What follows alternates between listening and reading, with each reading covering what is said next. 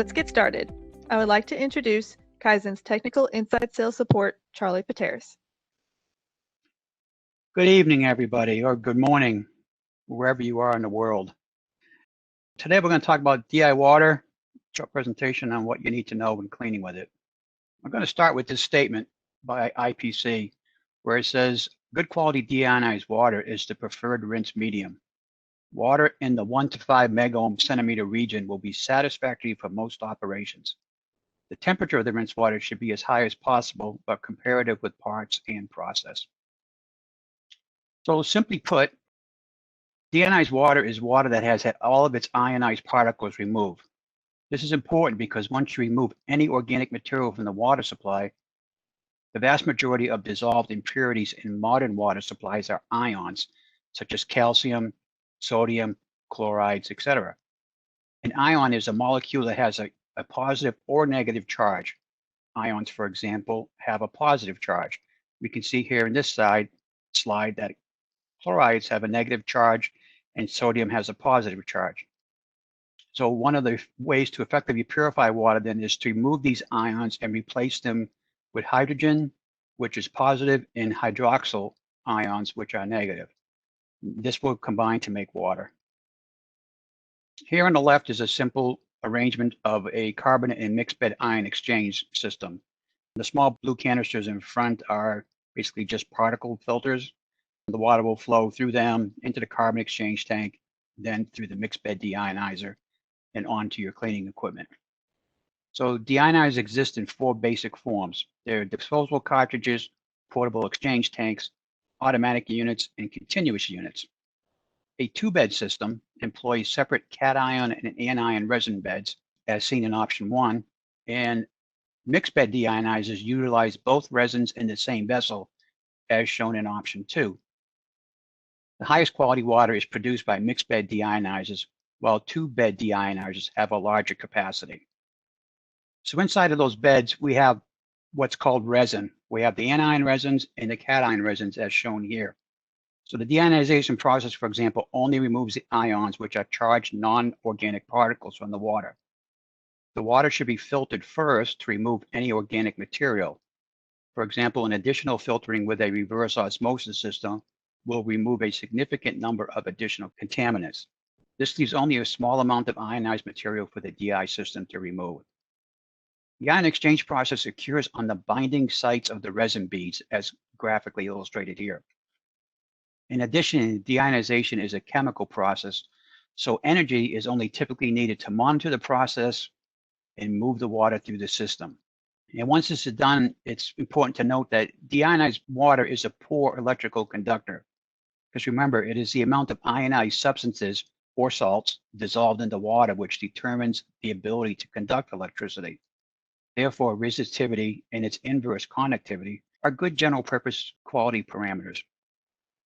So here we have a photograph of an inline system, and ideally in an inline aqueous wash process used to clean PCBs, if you have a cascade flow of 1/2 to 4 GPM of deionized water, and that flow is from final rinse to coarse rinse, this would be the easiest method, provided you can handle the discharge requirements.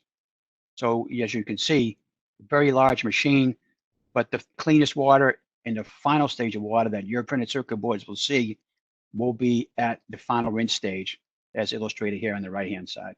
In a single chamber batch washer, depending on the wash chemistry and the PCB design loaded, sometimes it's going to require up to 4 to 12 rinses at about 25 to 30 seconds each. Captured single chamber batch machines identified with the blue arrows will require those multiple rinses. There are options in batch washers where in the upper left and in the lower right, these machines will offer a flow-through deionized system similar to an inline washer. So what is considered DI water? DI water will always read highest at the source. DI water is only DI water in its purest form at the source. Once transported through pipe, sprayed in air, heated, or even exposed to various metals, the quality level of where it started to where it finally is used drops rapidly. It should be noted that once DI water leaves the piping, its resistivity will drop further because the water absorbs dissolved carbon dioxide from the air. And so deionized water is exactly that, water that has essentially been stripped of all of its ions. But remember, water likes to be balanced in its natural state, and this means that it adds ions to itself to achieve that goal. Therefore, you could say DI water is hungry and grabs these ions from everything it touches that can be dissolved or absorbed. It is about as close you can get to a universal solvent. So when designing a system, remember that for practical purposes, the maximum level of deionization water results in a resistivity of approximately 18.2 megohms. But remember, there is a relatively small difference in parts per million of total dissolved solids between 1 megohm and 18 megohm water.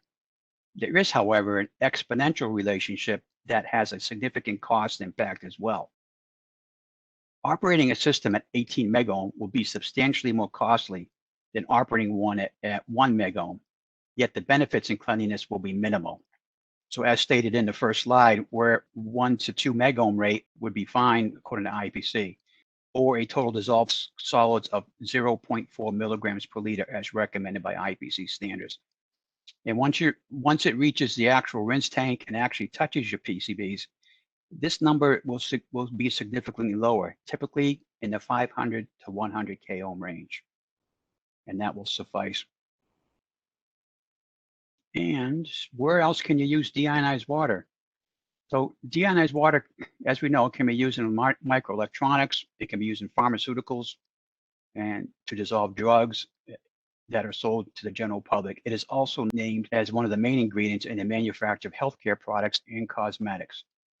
And I'm just going to show a couple options of where else deionized water can be used. As we all know, final rinsing of printed circuit boards, but also for those of you that use a drive-through car wash, you're having deionized water put on your car because you don't want to, after paying good money to get your car washed, you don't want to pull out of that car wash and then have all that water be spotted on your car. So in conclusion, I like to leave you with this, and this is going to be a intro into our upcoming Tech to Tech in February, where we talk about cleaning water-soluble fluxes with DI water alone. DI water alone may be an ideal cleaning fluid from both a reliability and a green perspective, but its poor wetting onto an even mildly hydrophobic surface has high viscosity compared to many low molecular weight organic solvents, and poor solvency for many of those molecules used in fluxes. In rosin fluxes or resin fluxes are a good example. This makes it a poor choice as a pure solvent. And this was stated by Andy Mackey in a blog at Indium. And that ends today. Any questions? All right, great. Thank you, Charlie. If you would like to discuss this topic further, please contact your local KYZEN regional manager or send an email to tech@kyzen.com. And we will have one of our cleaning experts schedule a follow-up with you as soon as possible. Again, we thank you all for joining us today, and we hope to see you again soon. Stay safe, stay healthy, and have a great day.